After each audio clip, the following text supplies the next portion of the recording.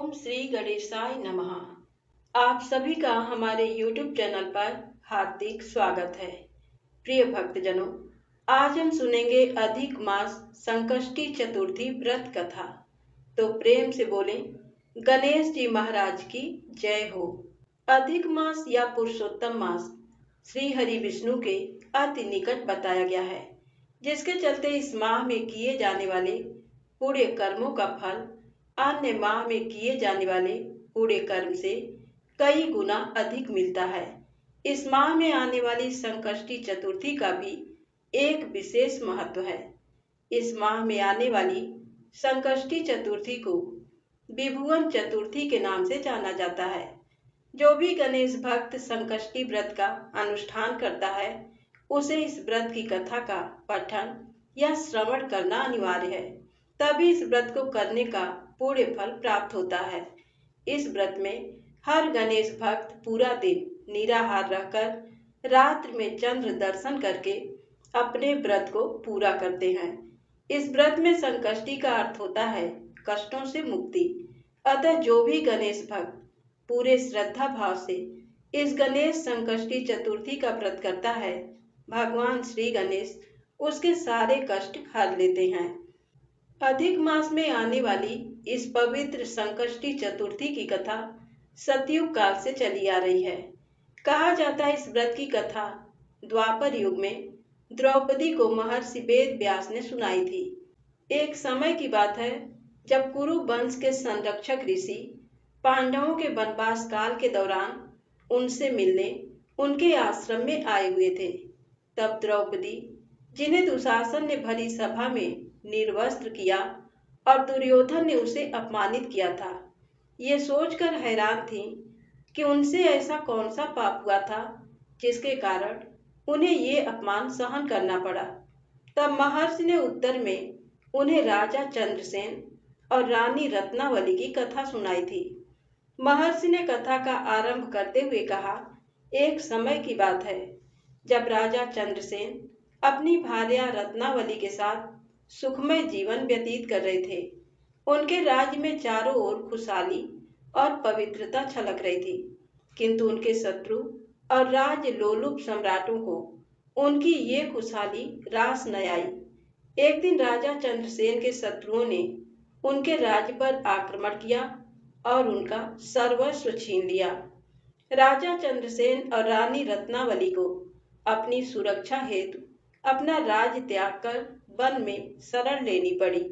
दोनों अब अपना जीवन निर्वाह करने के लिए वन में मारे मारे फिरने लगे। एक दिन दोनों को पानी की प्यास लगी। प्यास से व्याकुल होकर वो वन में भटक रहे थे।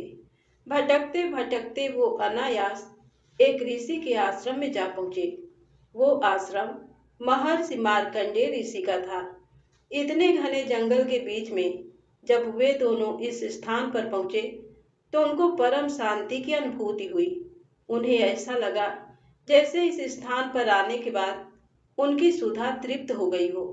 जब उन्हें इस स्थान के बारे में ज्ञात हुआ, तब वो बिना किसी विलंब के महर्षि मार्कंडेय के समक्ष जा पहुंचे और उनके समक्ष नतमस्तक होकर अपने इस कष्ट रूपी जीवन से मुक्ति पाने का उपाय मांगने लगे। महर्षि ने उन्हें आशीर्वाद दिया और उनसे अपनी इस दुर्दशा का कारण पूछा। राजा और रानी ने उन्हें सारी बात कह सुनाई। राजा को भी द्रौपदी की तरह संदेह हो रहा था कि उनसे ऐसा कौन सा पाप हुआ है जिसके चलते उन्हें ये कष्ट भोगना पड़ रहा है। ऋषि मार्कंडेय सर्वज्ञाता थे। वो भूत, भविष्य और वर्तमान को भली भांति देख सकते थे। महर्षि ने ध्यान धरते हुए राजा के पूर्व जन्म के कर्मों को टटोला और उनके प्रश्नों का उत्तर देते हुए कहा, हे राजन, पूर्व जन्म में आप एक परम तेजस्वी राजा थे। एक दिन आप आखेट करने जंगल में गए हुए थे।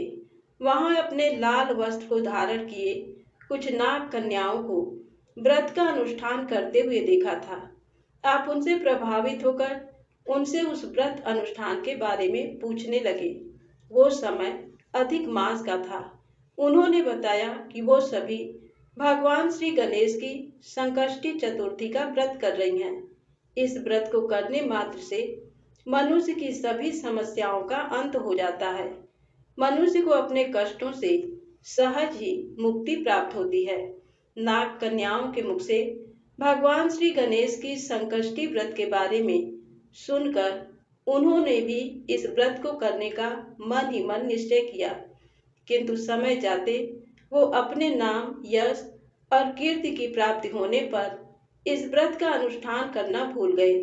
अपने शक्ति और सत्ता के मद में वो अहंकारी और अन्यायी राजा बन गए। अपने कुकर्मों के फलस्वरूप उनकी अकाल मृत्यु हो गई थी। अंततः उन्हें अपने पूर्व जन्म के कुकर्मों के फल भोगने के लिए इस जन्म में भी एक राजसी परिवार में जन्म लेना पड़ा। राजा चंद्रसेन की दुर्दशा का मुख्य कारण उनके पिछले जन्म में किए हुए उनके कुकर्म ही हैं, जिसके चलते उन्हें इस जन्म में भी अनेकों कष्ट का सामना करना पड़ रहा है। जब राजा चंद्रसेन को महर्षि के श्रीमुख से अपने पूर्व जन्म के कुकर्मों के बारे में ज्ञात हुआ, वो पश्चाताप की अनुभूति करने लगे। उन्होंने उसी पर एक संकल्प लिया कि वो अपने इस जन्म में अपने पूर्व जन्म की गलतियों का अनुकरण नहीं करेंगे। अपने पूर्व जन्म में उन्होंने भगवान श्री गणेश की संकष्टी चतुर्थी का अनादर किया था। अतः इस जन्म में आने वाली अधिक माह के कृष्ण पक्ष की संकष्टी चतुर्थी को दोनों राजा और रानी ने श्रद्धा पूर्वक व्रत का अनुष्ठान किया, जिसके फलस्वरूप उन्होंने अपना खोया हुआ राज्य और सम्मान वापस पाया। अंततः महर्षि वेद व्यास के मुख से अधिक मास संकट चतुर्थी की कथा का वर्णन सुनने के बाद रानी द्रौपदी को भी अपने प्रश्नों का उत्तर मिल गया था।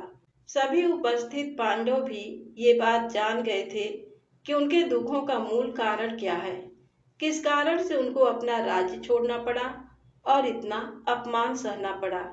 ये अधिक मास संकष्टी चतुर्थी की कथा मनुष्य को ये सिखाती है कि उनके किए हुए कर्म उनके जीवन की गुणवत्ता निर्धारित करती है। अतः मनुष्य को अगर अपना जीवन सुखमय और शांति से व्यतीत करना है, वो सदैव सुकर्म करते रहना चाहिए और कुकर्म और कुसंगत से दूर रहना चाहिए। तो प्रेम से बोले गणेश जी महाराज की जय हो। अब आइए सुने अधिक मास संकष्टी गणेश चतुर्थी की पौराणिक कथा। प्रेम से बोले गणेश जी महाराज की जय हो। ये कहानी है एक छोटे से गांव की, जहां माधवी नाम की एक अत्यंत सरल, सौम्य और धार्मिक स्त्री रहती थी। माधवी का विवाह राघव नाम के एक सीधे साधे युवक से हुआ था। राघव एक नास्तिक स्वभाव का व्यक्ति था। वह कहता था, जो कुछ है हमारी मेहनत है, पत्थरों के आगे सिर झुकाने से पेट नहीं भरता। इसके विपरीत माधवी परम आस्तिक थी। उसके होठों पर हर समय भगवान विष्णु, विघ्नहर्ता गणेश जी का नाम रहता था। शादी के शुरुआती 2 साल तो हंसी खुशी बीते, लेकिन उसके बाद गरीबी ने उनके घर में ऐसा डेरा डाला कि 2 वक्त की रोटी भी दूभर हो गई। राघव की एक छोटी सी दुकान थी जो कि बंद हो गई, पर गरीबी से भी बड़ा एक और दुखों का पहाड़ माधवी पर टूटने वाला था। विवाह के 7 साल बीत चुके थे, लेकिन माधवी की गोद सूनी थी। गांव के लोग ताने मारते, ये तो बांझ है, इसके पैर जिस घर में पड़े वहां दरिद्रता आ गई।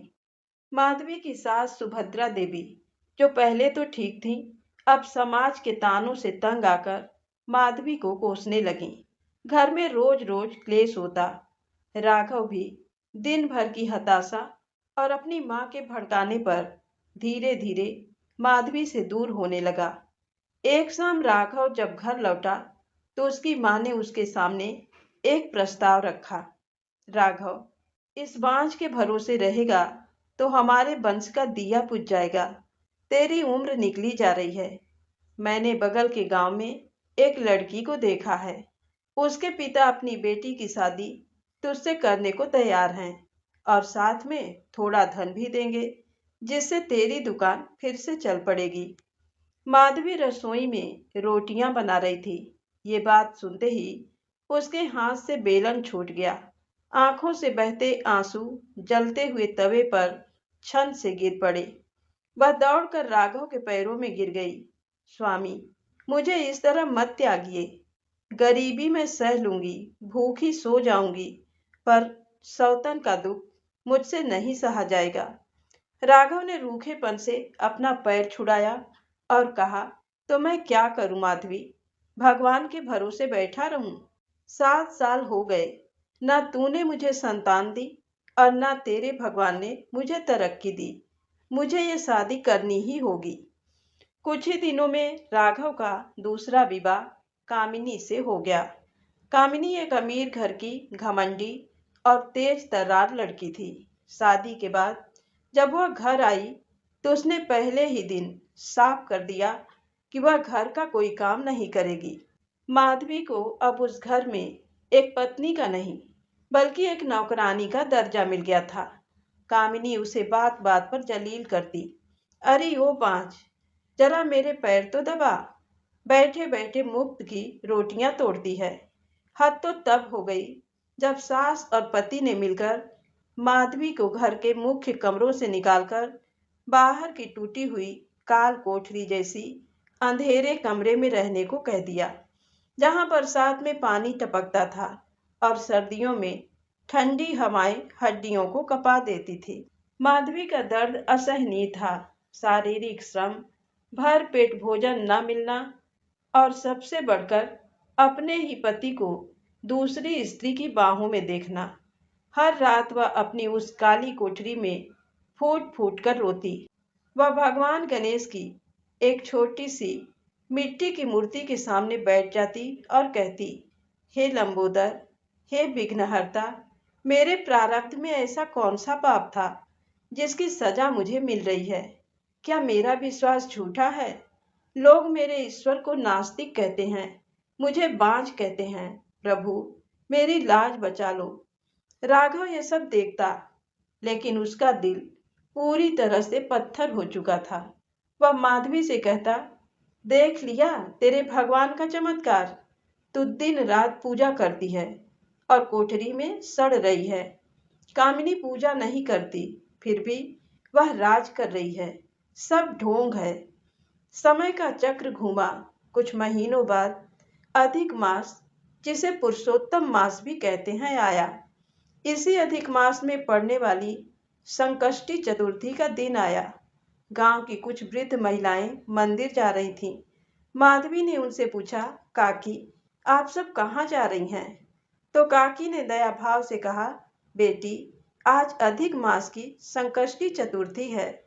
इस दिन जो भी सच्चे मन से व्रत रखता है और भगवान गणेश तथा भगवान विष्णु की आराधना करता है, उसके जीवन के सबसे बड़े संकट टल जाते हैं, सूनी गोद भर जाती है और दरिद्रता का नाश होता है। माधवी के मन में आशा की एक किरण जागी। उसने ठान लिया कि वह ये व्रत पूरी निष्ठा से करेगी। जब उसने सास से व्रत के लिए थोड़ा सा आटा और फल मांगे तो कामिनी बीच में बोल पड़ी, बड़ी आई व्रत करने वाली, घर में खाने को दाने नहीं हैं और इसे ढोंग सूझ रहा है। एक भी दाना इस घर से नहीं मिलेगा। माधवी रोती हुई अपनी कोठरी में आ गई। उसने तय किया कि वह निर्जला व्रत रखेगी। उसने मिट्टी से स्वयं एक सुंदर गणेश जी की मूर्ति बनाई, कुएं से जल लाकर उन्हें स्नान कराया और जंगली फूलों से उनका श्रृंगार किया। दिन भर भूखी प्यासी रहने के कारण और रोज के भारी काम की वजह से माधवी का शरीर कमजोर हो चुका था। शाम होते होते उसे चक्कर आने लगे, लेकिन उसकी श्रद्धा डिगी नहीं। वह चंद्रोदय का इंतजार करने लगी ताकि अर्घ देकर व्रत पूरा कर सके। रात के करीब 9 बजे आसमान में चंद्रमा दिखाई दिया। माधवी एक मिट्टी के दिए और जल के लोटे के साथ आंगन में आई। वह जैसे ही चंद्रमा को अर्घ देने लगी, कामिनी वहां आ गई। कामिनी ने गुस्से में कहा, अच्छा, तो चोरी छिपे व्रत हो रहा है। और उसने पैर मारकर माधवी के हाथ से जल का लोटा और पूजा की थाली गिरा दी। मिट्टी का दिया बुझ गया। माधवी चीख पड़ी, कामिनी, तुमने मेरा व्रत खंडित कर दिया। भगवान के लिए ऐसा अनर्थ मत करो। शोर सुनकर राघव और उसकी माँ भी बाहर आ गए। राघव ने अपनी आदत के अनुसार कहा, माधवी, तमाशा मत करो। कोई भगवान नहीं आने वाले तुम्हारी थाली उठाने। माधवी का दिल टूट गया। उसकी आंखों से खून के आंसू उतर आए। उसने आसमान की तरफ देखा और चिल्लाकर कहा, हे नारायण, हे गजानन, आज एक भक्त हार गई और नास्तिकता जीत गई। अगर आप सच में हैं तो अपनी इस बेटी की पुकार सुनिए, नहीं तो आज मैं आपके सामने अपने प्राण त्याग दूंगी। माधवी भागती हुई अपनी कोठरी में गई और उसने अंदर से दरवाजा बंद कर लिया। उसने मिट्टी के गणेश जी को अपनी छाती से लगा लिया और बेसुध होकर रोने लगी। भूख, प्यास और गहरे सदमे के कारण वह बेहोश हो गई। रात के ठीक 12 बजे अचानक पूरी कोठरी एक अलौकिक सुनहरे प्रकाश से भर गई। हवा में चंदन और केवड़े की तीव्र सुगंध फैल गई। बेहोश पड़ी माधवी को ऐसा लगा जैसे किसी ने उसके सिर पर अत्यंत कोमल हाथ फेरा हो। उसकी आंखें खुली। जो उसने देखा उस पर उसे विश्वास नहीं हुआ। उसके सामने साक्षात 4 भुजाधारी, मस्तक पर दिव्य मुकुट धारण किए भगवान श्री गणेश खड़े थे। उनके साथ माता लक्ष्मी और भगवान नारायण का तेज भी व्याप्त था। कोठरी का कोना कोना चमक रहा था। भगवान गणेश ने मंद मुस्कान के साथ कहा, उठो पुत्री माधवी, तुम्हारे जीवन की समस्याएं समाप्त हुई। तुम्हारे आंसुओं ने मेरे आसन को हिला दिया। इस संसार ने तुम्हें बांझ कहा, तुम्हारी भक्ति का उपहास उड़ाया, लेकिन तुम्हारी आस्था अचल रही। मांगो पुत्री, क्या वरदान चाहती हो? माधवी की आंखों से अविरल अश्रुधारा बहने लगी। वह भगवान के चरणों में गिर गई। प्रभु, मुझे कुछ नहीं चाहिए, बस संसार को ये विश्वास दिला दीजिए कि आप हैं। आप अपने भक्तों को कभी भी अकेला नहीं छोड़ते। भगवान ने कहा, तथास्तु। आज से तुम्हारी दरिद्रता का अंत होता है। तुम्हारी कोठरी सोने के महल में बदल जाएगी। और जो संसार तुम्हें बांझ कहता था, सुनो, तुम्हारी कोख से एक नहीं बल्कि 2 अत्यंत तेजस्वी संतानों का जन्म होगा, जो कुल का नाम रोशन करेंगे। जैसे ही भगवान अंदर ध्यान हुए, एक जोरदार धमाका हुआ। पूरे घर के लोग डरकर जाग गए। राघव, कामिनी और सास दौड़कर बाहर आई। उन्होंने जो देखा तो उनके पैरों तले से जमीन खिसक गई। माधवी की वह टूटी हुई कोठरी एक भव्य सोने और हीरों से जड़े महल में बदल चुकी थी। चारों तरफ धन धान्य के ढेर लगे थे और सबसे बड़ा आश्चर्य, माधवी के पूरे शरीर से एक दिव्य तेज निकल रहा था। ये चमत्कार देखकर राघव थर-थर कांपने लगा। उसकी नास्तिकता एक पल में धूल में मिल गई। वह दौड़कर माधवी के चरणों में गिर पड़ा और फूट-फूट कर रोने लगा। माधवी, मुझे क्षमा कर दो। मैं अंधा था, नास्तिक था। मैंने साक्षात देवी जैसी पत्नी का अपमान किया और पत्थरों को कोसता रहा। आज तुम्हारे भगवान ने मेरी आंखें खोल दी। सास भी घुटनों के बल बैठ गई और अपनी भूल की माफी मांगने लगी। घमंडी कामिनी का अहंकार चूर चूर हो चुका था। वह डर के मारे एक कोने में छिप गई। माधवी, जिसका हृदय करुणा से भरा था, उसने अपने पति और सास को उठाया। उसने कहा, स्वामी, इसमें आपका दोष नहीं था। ये तो मेरे प्रभु की लीला थी, जो मुझे इस मार्ग से गुजारकर अपनी कृपा दिखाना चाहते थे। कुछ ही समय बाद भगवान गणेश के आशीर्वाद से माधवी गर्भवती हुई और उसने 2 जुड़वा बेहद सुंदर और स्वस्थ पुत्रों को जन्म दिया। पूरे गांव में खुशियां मनाई गईं। राघव अब गांव का सबसे बड़ा आस्तिक बन चुका था। उसने अपने घर के ठीक सामने भगवान गणेश और विष्णु जी का एक भव्य मंदिर बनवाया। कामिनी ने भी अपने स्वभाव को बदल लिया और वह माधवी की दासी बनकर उसकी बहन बनकर रहने लगी। हर महीने की जो भी संकष्टी चतुर्थी आती, पूरा परिवार मिलकर बहुत बड़ा उत्सव मनाता और भूखों को अन्न दान करता। ये कहानी हमें सिखाती है कि परिस्थितियां चाहे कितनी भी विपरीत क्यों ना हो, गरीबी और समाज के ताने आपको कितना भी तोड़ दें, लेकिन अगर ईश्वर पर आपकी आस्था सच्ची है, तो अधिक मास संकष्टी चतुर्थी का व्रत हर असंभव को संभव बना देता है। भगवान देर जरूर करते हैं, अंधेर नहीं। बोलिए विघ्नहर्ता गणेश महाराज की जय। पुरुषोत्तम भगवान की जय। अब आइए सुनते हैं चौथ माता की कहानी। किसी गांव में एक बुढ़िया माई रहती थी। बुढ़िया माई का एक बेटा था। बुढ़िया माई बहुत गरीब थी। उनका बेटा जंगल से लकड़ी काट कर लाता और उसी को बेचकर दोनों माँ बेटा अपना गुजारा करते। बुढ़िया माई बड़ी ही धार्मिक प्रवृत्ति की थी। वह नियम से सभी देवी देवताओं का पूजन करती और चौथ माता का व्रत किया करती थी। बुढ़िया माई का बेटा जो लकड़ी काट कर लाता, उसमें से वह 2 लकड़ी अलग रख देती।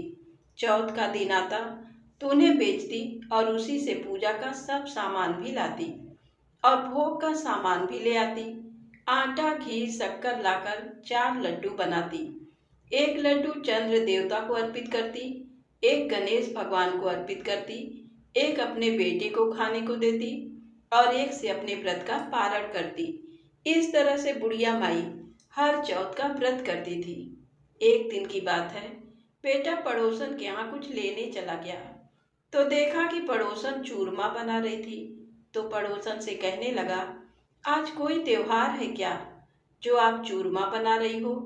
तो पड़ोसन ने कहा, बेटा हाँ त्योहार है, पर मैं तो आज ही चूरमा बना रही हूँ। तुम्हारी माँ तो हर महीने बनाती है, क्यों, क्या तुम्हें खाने को नहीं देती?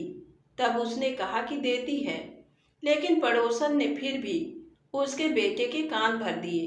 बोली, बेटा तुम इतनी मेहनत करके लकड़ियाँ काट कर लाते हो, पर तुम्हारी माँ को देखो, उसमें से लकड़ियाँ छुपा कर रख लेती हैं और फिर बेचकर पूजा का सब सामान लेकर आती हैं, खूब मजे करती हैं।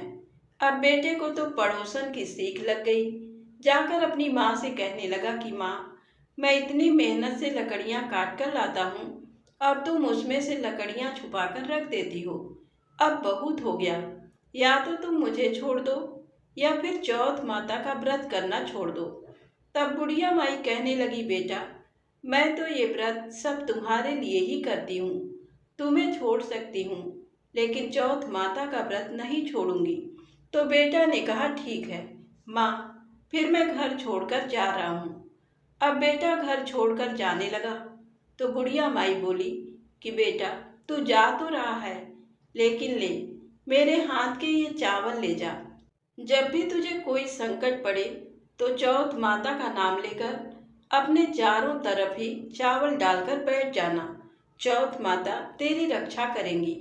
अब उसके बेटे को इन सब बातों पर विश्वास तो नहीं था, लेकिन फिर भी उसने अपनी माँ के हाथ से चावल ले लिए और घर से निकल गया।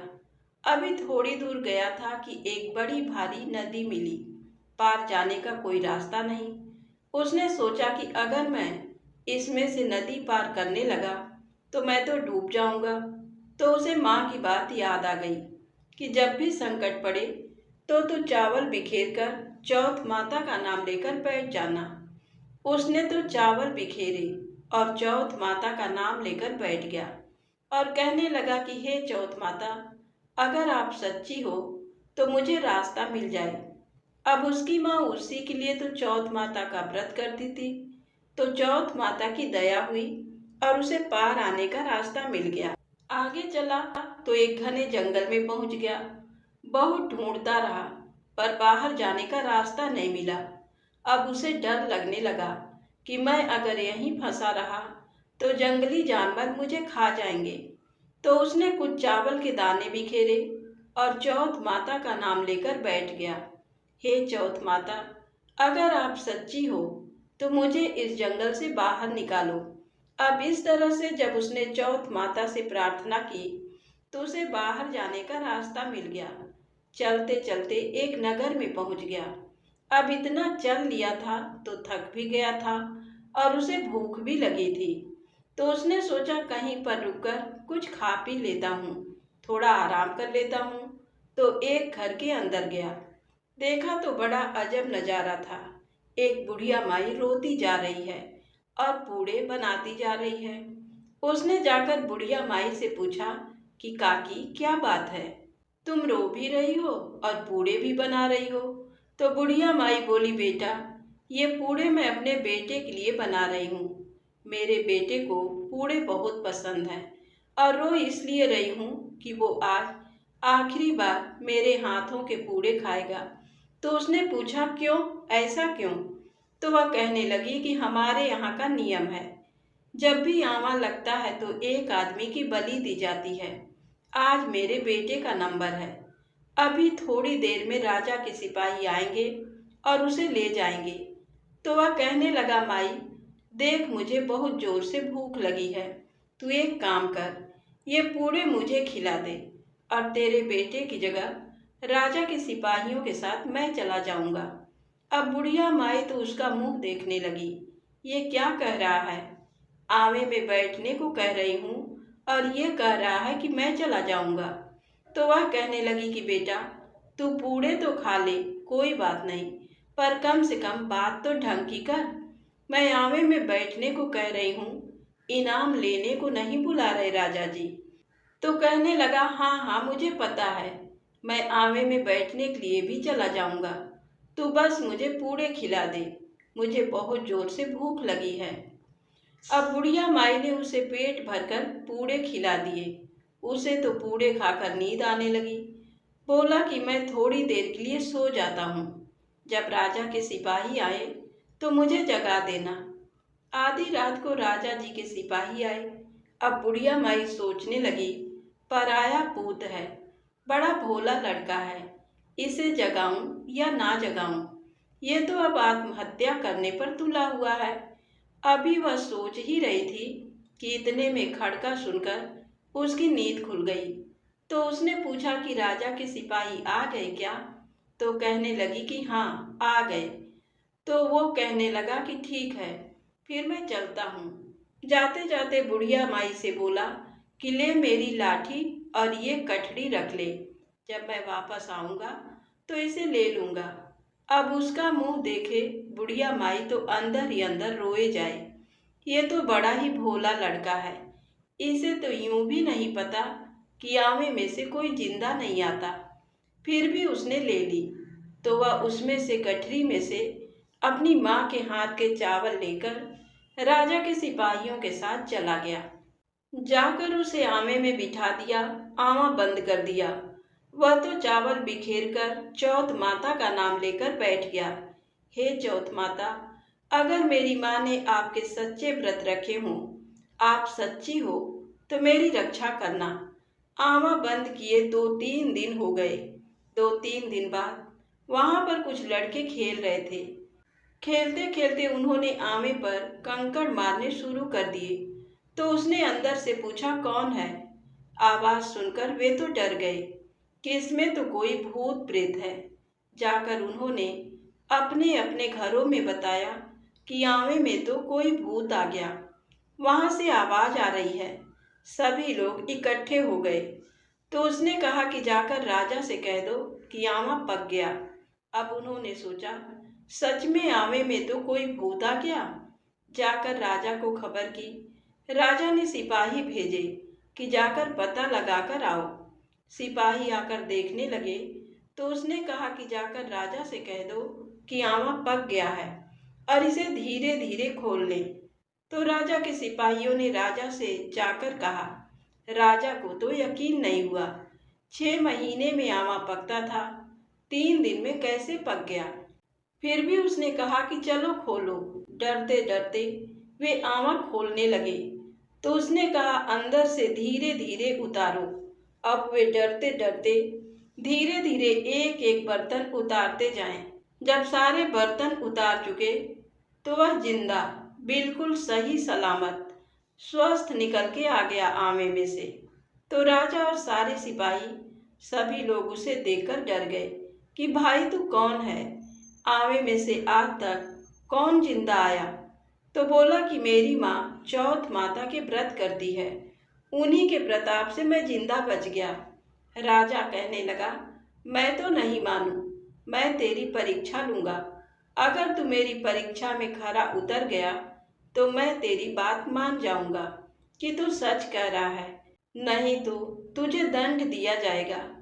अब राजा ने उसे हाथ में हथकड़ी लगाकर एक घोड़े पर बिठा दिया और राजा दूसरी बार एक घोड़े पर खुद बैठ गया और बोला कि अगर तेरी चौथ माता सच्ची हैं तो तेरे हाथों की हथकड़ी खुलकर मेरे हाथों में लग जाएगी। अब उसने तो हाथ जोड़ लिए, चौथ माता से प्रार्थना करने लगा, हे चौथ माता, अगर आप सच्ची हो तो मेरी रक्षा करो। अब चौथ माता की उस पर कृपा हुई, क्योंकि उसकी माँ तो उसी के नाम के चौथ माता के व्रत करती थी, उसे कुछ कैसे होने देती। तो उनकी कृपा हुई तो उसके हाथों की हथकड़ी खुली और राजा के हाथों में लग गई। अब राजा को तो उसकी बात पर यकीन हो गया। राजा उसे पूरे आदर के साथ अपने महल में ले गया। राजा की एक बेटी थी, उसने बड़े धूमधाम से अपनी बेटी का विवाह उस लड़के के साथ कर दिया। अब बुढ़िया माई का बेटा राजा के महलों में रहने लगा। एक दिन की बात है, अपनी पत्नी के साथ महल की छत पर घूम रहा था। एक तरफ बिजली चमकती देखकर कहने लगा कि आज तो हमारे गांव में बिजली चमक रही है। तो राजकुमारी ने पूछा कि क्या आपका गांव भी है? वो बोला, हाँ मेरा गांव है। तो अब पूछने लगी कि आपके गांव में कौन कौन रहता है? तो बोला, मेरी माँ रहती है। मैं अपनी माँ से नाराज हो गया और इसीलिए घर छोड़कर निकल गया। तो राजकुमारी कहने लगी कि मुझे तो अपने घर जाना है, मुझे तो अपने सासू जी का आशीर्वाद लेना है। उसने अपने माता पिता से कही तो माता पिता उसके मना करने लगे कि भाई तू राजकुमारी है, एक गरीब से घर में कैसे रहेगी, एक टूटी सी झोपड़ी में तू कैसे रहेगी। तो बोली, ना मैं तो जाऊंगी। अब उसके माता पिता ने उसे विदा कर दिया, बहुत सारा धन दिया, बहुत सारे नौकर चाकर दिए, खूब बड़ी सेना दी, हाथी पर बिठाकर दोनों को विदा कर दिया। अब वे अपने नगर के लिए चल दिए। जब नगर के पास आए तो लोगों ने पहचान लिया, ये तो बुढ़िया माई का बेटा है। जाकर बुढ़िया माई के पास जाकर सूचना देने लगे कि तुम्हारा बेटा बहू आ रहे हैं। अब बुढ़िया माई सोचने लगी कि सब लोग मेरी हंसी उड़ाते हैं, मेरे से छेड़छाड़ करते हैं, तो आज भी हंसी उड़ा रहे हैं। उसने उनकी बातों पर कुछ भी ध्यान नहीं दिया। तब वह पड़ोसन आई, आकर बोली कि बुढ़िया माई क्यों बैठी है, अपने बेटे बहू के स्वागत की तैयारी क्यों नहीं करती। तो बोली, हाँ तू भी हंसी उड़ा ले, मेरे कहाँ बेटा कहाँ कोई बहू। एक बेटा था जिसे तूने सिखाकर भगा दिया, अब कहाँ बेटा और कहाँ की बहू। वह बोली, नहीं मैं सच कह रही हूँ, तेरे बेटा बहू आ रहे हैं, बहुत सारा धन दौलत, नौकर चाकर, बहुत बड़ी सेना लेकर। तेरा बेटा अपनी पत्नी को लेकर आ रहा है। तब बुढ़िया माई उठी, उसने बहू के स्वागत की तैयारी की। बेटा आकर अपनी माँ के पैरों में गिर गया, बोला, माँ मुझे माफ कर दे, मैंने तेरे पर शक किया, तू तो सच्ची के चौथ माता के व्रत करती है, चौथ माता की वजह से ही आज मैं जिंदा हूँ। तब बुढ़िया माई अपने बेटे से मिली, बहू से मिली, बहुत खुश हुई। पूरे नगर में ढिंढोरा पिटवा दिया कि सभी लोग चौथ माता का व्रत किया करो। चौथ माता की कृपा से सभी के घर में खूब धन संपत्ति हो गई। चौथ माता ने सब पर कृपा की, सभी के बच्चों की रक्षा की। हे चौथ माता, जैसे आपने बुढ़िया माई पर कृपा की, जैसे उसके बेटे की रक्षा की, ऐसे ही सभी पर अपनी कृपा बनाए रखना और सभी के बच्चों की, सभी के संतानों की रक्षा करना, सभी के घर में खूब सुख संपत्ति देना। तो बोलिए चौथ माता की जय हो। बहुत समय पहले की बात है। एक राज्य में एक राजा राज करते थे। राजा बड़े ही प्रजा प्रेमी थे और सभी का भला चाहते थे। उनके राज्य में उनके परिवार को, उनकी प्रजा को किसी भी तरह की कोई कमी नहीं थी। सभी लोग बहुत खुशहाल और सुख शांति से रहते थे। लेकिन राजा को एक बहुत भारी चिंता थी। राजा रानी के कोई भी संतान नहीं थी। एक दिन की बात है। राजा सुबह सवेरे जब सैर पर निकले तो एक स्त्री अपने घर के बाहर झाड़ू लगा रही थी। राजा को देखते ही बोली, हे भगवान, आज सुबह सवेरे कैसे वंशहीन आदमी का चेहरा देख लिया। आज का दिन तो बहुत ही खराब जाएगा। राजा ने ये बात सुनी तो अनसुनी करके अपने महल में वापस आ गए। राजा पूरे दिन इसी घटना को याद करके दुखी और परेशान होते रहे। रात के भोजन के समय जब उनकी रानी ने उन्हें चिंतित देखा तो उनकी चिंता का कारण पूछा तो उन्होंने कुछ नहीं कहकर बात टाल दी। लेकिन जब रानी ने बार बार पूछा तो राजा ने बता दिया कि सुबह मेरे साथ क्या हुआ था। राजा की बात सुनकर रानी को भी बहुत दुख हुआ। वे भी अपनी प्रजा की देखभाल करने में कोई कमी नहीं रखती थी, लेकिन फिर भी संतान ना होने की वजह से लोग राजा का चेहरा देखना अशुभ मानते हैं। इस बात को सुनकर रानी भी परेशान हो गई। रानी को भी चिंता होने लगी। रानी को उदास और चिंतित देखकर दासी पूछने लगी कि रानी साहिबा, क्या बात है, आप कुछ परेशान दिखाई दे रही हैं।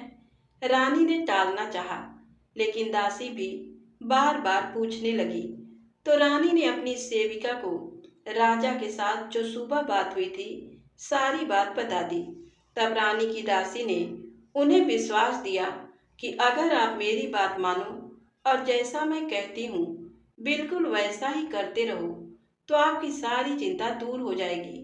रानी ने अपनी दासी की बात मान ली। रानी की दासी ने अगले दिन पूरे राज्य में मुनादी करवा दी कि रानी गर्भवती हैं। इस बात को सुनकर राजा बहुत खुश हुए और उन्होंने ढेर सारे उपहार दिए। जब राजा रानी से मिलने जाने लगे तो दासी ने उन्हें रोक दिया और कहने लगी कि जब तक रानी के बालक नहीं हो जाता तब तक आप रानी के कक्ष में प्रवेश नहीं कर सकते। राजा ने बहुत समझाया पर दासी नहीं मानी और राजा को वहां से वापस भेज दिया। उधर रानी बैठे बैठे परेशान हो रही थी कि दासी के कहने पर रानी ने राजा से ही नहीं बल्कि पूरी प्रजा से झूठ बोला है कि वह गर्भवती है। इसी तरह धीरे धीरे करके 9 महीने पूरे हो गए। अब तो रानी को दिन रात चिंता सताने लगी। रानी बहुत बड़ी मुसीबत में फंस गई थी। उन्हें पता था कि राजा जी तो कभी भी आएंगे और पूछेंगे, बताओ हमारा बालक कहाँ है। तब मैं क्या जवाब दूंगी। रानी ने ये सारी बात दासी से कही, लेकिन दासी कहने लगी, आप मेरा विश्वास करो और जैसा मैं कहती हूँ वैसा ही करते रहो।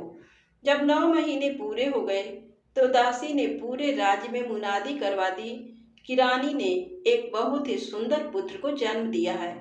यह सुनकर राज्य में सभी लोग बहुत प्रसन्न हुए और राजा भी बहुत प्रसन्न हुए।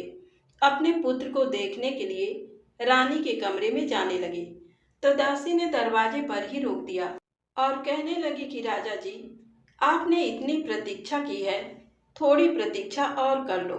आपको अपने पुत्र का मुख थोड़े समय बाद ही देखना है। अब दासी ने नगर में फिर से मुनादी करवा दी कि राजकुमार का नामकरण संस्कार हो गया। कुछ समय बीता, तब मुनादी करवा दी कि राजकुमार का मुंडन संस्कार हो गया। लेकिन राजा जी ने अभी भी अपने पुत्र का मुख नहीं देखा था। अब तो राजा से नहीं रहा गया। राजा रानी के कक्ष में रानी से मिलने गए तो दासी ने फिर से दरवाजे पर रोक दिया और कहने लगी कि महाराज, अभी आप अपने पुत्र को नहीं देख सकते। ये शुभ संकेत नहीं है। आप अपने पुत्र को तभी देख पाएंगे जब वह 12 वर्ष का हो जाएगा।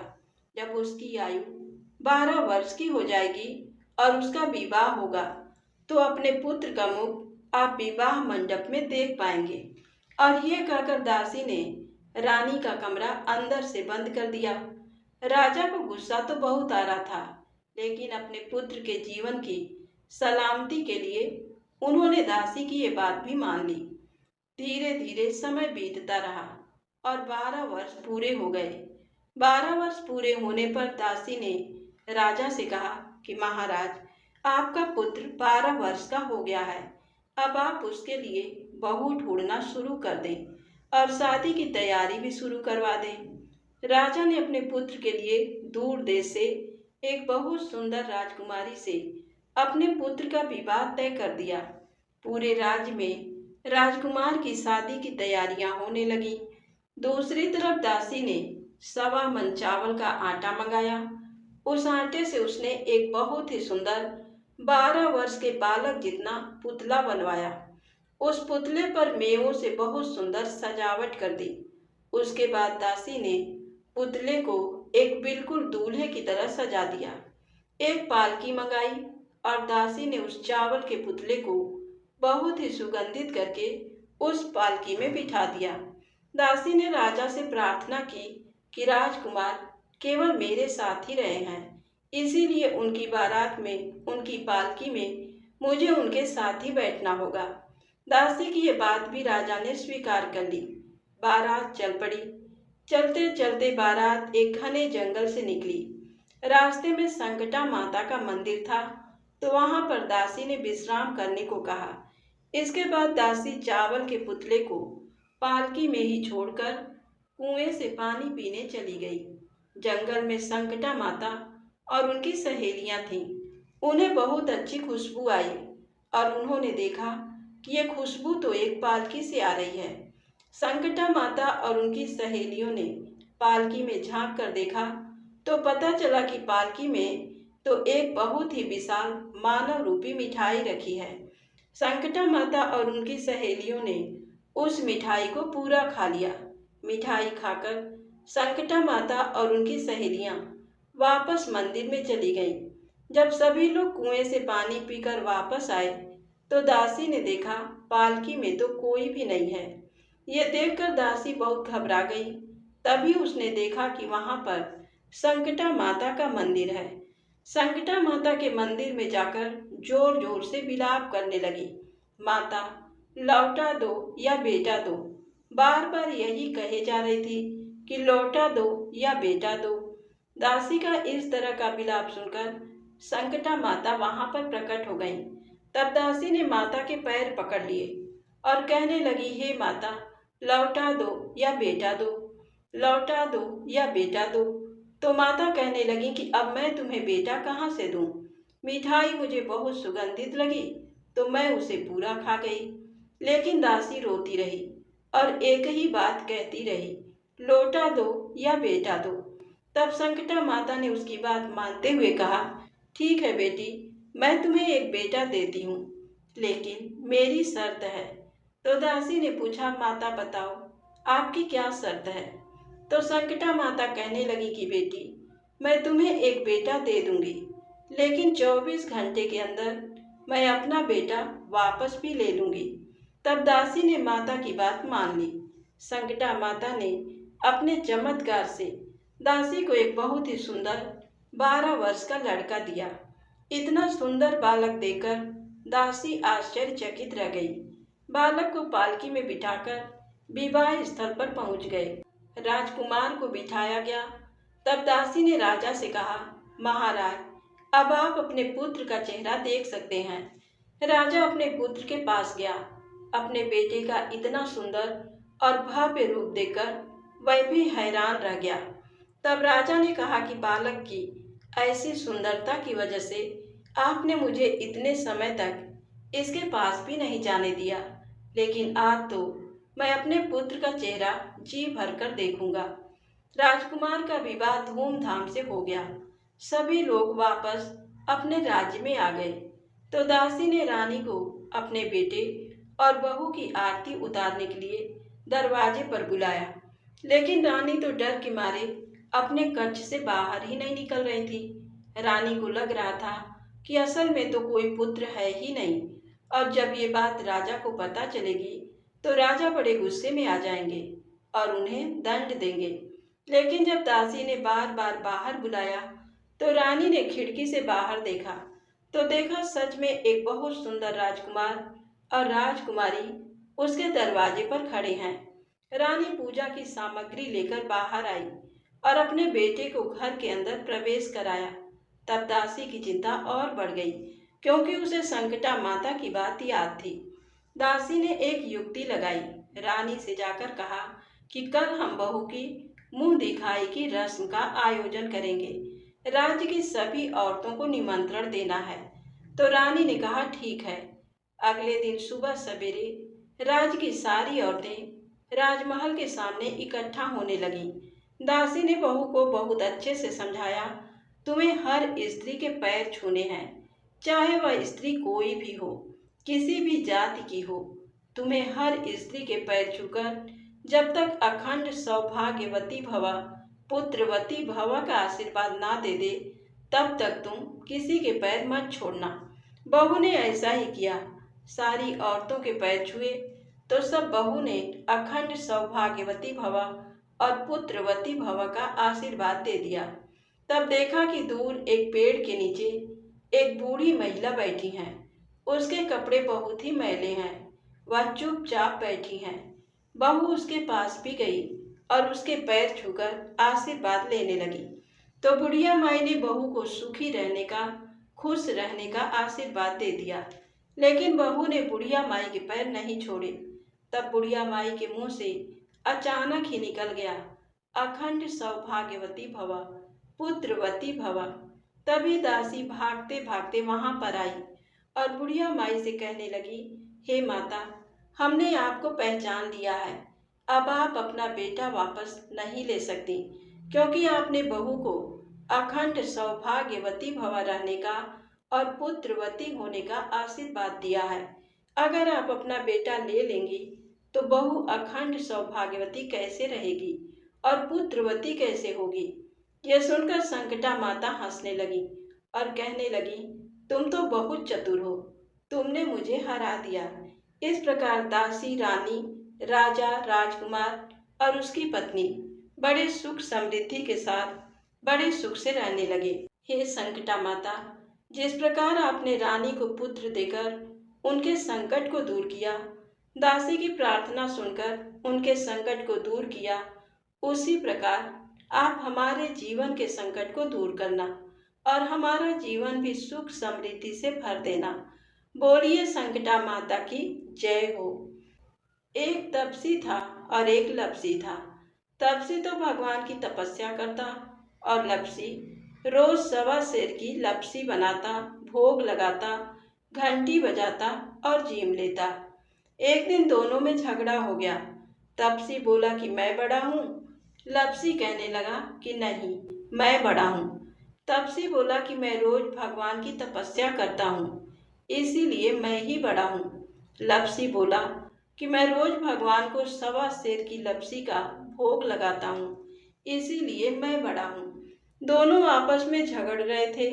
नारद जी वहां से गुजरे तो दोनों को झगड़ते देखा। पूछने लगे कि क्यों झगड़ रहे हो। तब दोनों ने अपनी अपनी बात कह दी। नारद जी बोले कि तुम लोग आपस में झगड़ा मत करो, तुम में से बड़ा कौन है, इस बात का फैसला मैं कर दूंगा। अगले दिन सुबह सुबह तपसी और लपसी दोनों नहाकर आ रहे थे। नारद जी ने दोनों के रास्ते में 1.25 करोड़ की अंगूठी रख दी। तपसी ने अंगूठी देखी तो उसने तुरंत उठा ली। इतनी कीमती अंगूठी देखकर उसके मन में लालच आ गया। सोचने लगा कि बड़ी कीमती अंगूठी है, इसे बेचूंगा, बहुत सारे पैसे मिलेंगे।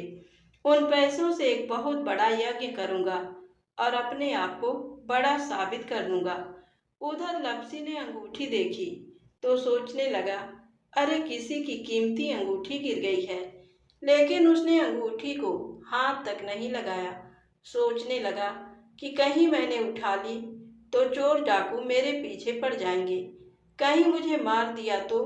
वह तो रोज की तरह 1.25 सेर की लपसी बनाई, भगवान को भोग लगाया, घंटी बजाई और झीम लिया। थोड़ी देर में नारद जी वहां पर आए। दोनों कहने लगे कि बताओ नारद जी, हम दोनों में से कौन बड़ा है। तो नारद जी बोले कि दोनों खड़े हो जाओ। दोनों खड़े हो गए। जैसे ही दोनों खड़े हुए, तपसी के पैर के नीचे से अंगूठी निकली, जो उसने तपस्या करते टाइम अपने पैर के नीचे छुपा ली थी। तो नारद जी तपसी से बोले, कितनी तपस्या कर ली तूने, पर तेरे मन का लालच अभी तक नहीं गया। जा, अब तुझे तेरी तपस्या का भी कोई फल नहीं मिलेगा। इतना सुनना था कि तपसी तो जोर जोर से रोने लगा। रोते रोते नारद जी के पैरों में गिर गया। बोला, महाराज दया करो और बताओ कि मुझे मेरी तपस्या का फल कैसे मिलेगा। तब नारद जी बोले कि जो अपने घर में गाय कुत्ते की रोटी नहीं बनाएगा तो उसकी तपस्या का फल तुझे मिल जाएगा। दिया जलाकर हाथ नहीं जोड़ेगा, ब्राह्मण को भोजन कराकर दक्षिणा नहीं देगा, तब उसकी तपस्या का फल तुझे मिल जाएगा। साड़ी देकर भेंट नहीं देगा तो उसकी तपस्या का फल तुझे मिल जाएगा। जो सारी कहानी कहकर तेरी कहानी नहीं कहेगा, तब उसके सारे पुण्य सारे फल तुझे मिल जाएंगे। बस तभी से सभी कथा कहानी के साथ तपसी लपसी की कहानी जरूर सुननी चाहिए, नहीं तो किसी भी कथा का कहानी का फल नहीं मिलता है। कथा कहानी सुनने के बाद कहना चाहिए, तपसी का फल तपसी को मिले, लपसी का फल लपसी को मिले और हमारी कथा कहानियों का फल हमें मिले। तो बोलिए श्री गणेश जी भगवान की जय हो। चौथ माता की जय हो।